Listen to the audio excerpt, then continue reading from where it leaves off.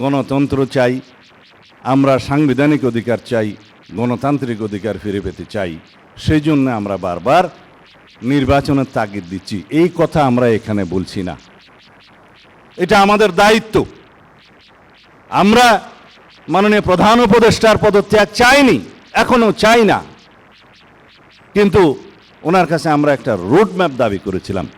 এখন বিভিন্নভাবে আমরা শুনতে পাচ্ছি বিভিন্ন রকমের চক্রান্তের মধ্য দিয়ে এই সরকারকে বিভিন্নভাবে ভুল বোঝানো হচ্ছে যে আপনার সরকারকে কাজ করতে দেয়া হচ্ছে না। সঠিক নয়। আমরা গণতান্ত্রিক উত্তরণের জন্য, একটা ডেমোক্রেটিক একটা ট্রান্সফরমেশনের জন্য আমরা আমাদের কথাগুলো বলছি জনগণের পক্ষে, এটা যেন অন্য কোনোভাবে না নেওয়া হয়। আমরা বলেছি এই দেশের সেনাবাহিনীকে যেন বিতর্কিত না করা হয়। আমরা বলেছি এই দেশের সার্বভৌমত্ব নিয়ে যেন কোনো রকমের ছেলে মানুষই না করা হয়।